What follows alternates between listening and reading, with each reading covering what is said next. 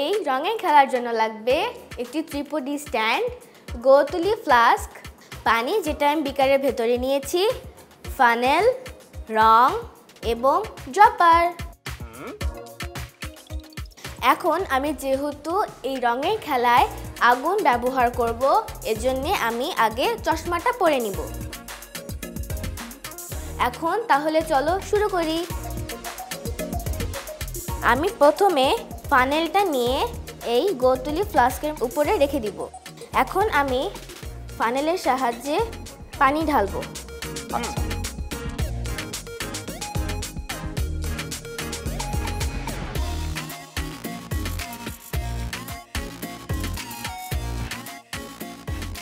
এখন আমি ড্রপারের সাহায্যে একটু রং নিয়ে এমনভাবে সাবধানে পানিতে ফেলতে হবে যেন রংটা একদম পানির তলায় চলে যায়।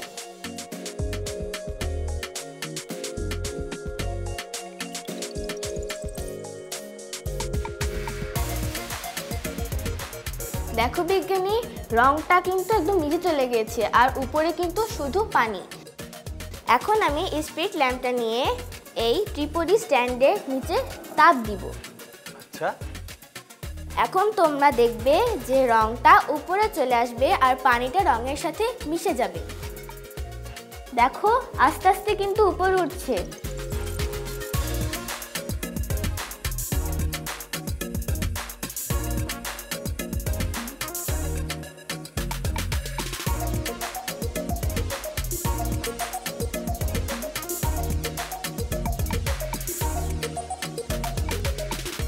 দেখলে বিজ্ঞানী, পুরো পানিটা লাল টকটকে হয়ে গেল।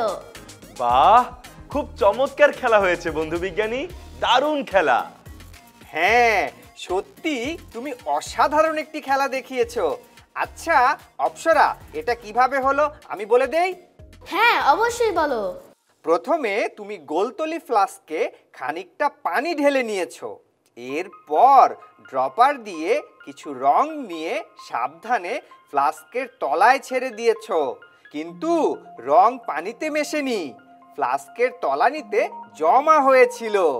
তারপর যখন স্পিরিট ল্যাম্প দিয়ে গোলতলি ফ্লাস্কের নিচে তাপ দিতে শুরু করলে, তখন ধীরে ধীরে উপরে পানির সাথে মিশতে শুরু করলো এবং ধীরে ধীরে ফ্লাস্কের পুরো পানি রঙিন হয়ে গেল। আসলে পরিচলন প্রক্রিয়ায় তাপ দিলে তরল পদার্থের কণাঙ্কগুলো স্থান পরিবর্তন করে অপেক্ষাকৃত শীতল স্থানে সঞ্চালিত হয়। ল্যাম্পের তাপের ফলে ফ্লাস্কের নিচের রঙগুলো উত্তপ্ত পানির সাথে উপরে উঠে এসেছে। এখানে উত্তপ্ত পানির কণাগুলো অপেক্ষাকৃত শীতল এবং শীতল স্থানের কণাগুলো গরম স্থানের দিকে প্রবাহিত হয়েছে। তাই ফ্লাস্কের ভেতর দুটি স্রোতের সৃষ্টি হয়েছে এবং একসময় পুরো পানি রঙিন হয়ে গেছে। আসলে পরিচলন প্রক্রিয়ায় তাপ দিলে তরল পদার্থের কণাগুলো স্থান পরিবর্তন করে অপেক্ষাকৃত শীতল স্থানে সঞ্চালিত হয়। অপ্সরা, আমি কি ঠিক বলেছি? হ্যাঁ একদম ঠিক বলেছো। অসাধারণ এই খেলাটি দেখাবার জন্য তোমাকে ধন্যবাদ বন্ধু বিজ্ঞানী অপ্সরা। তোমাকেও অনেক অনেক ধন্যবাদ। তোমার সঙ্গে আবার দেখা হবে, আরো অনেক অনেক মজার মজার খেলা দেখবো। তুমি ভালো থেকো, বিদায়। বিদায়। তোমরা ভালো থেকো, বিদায়।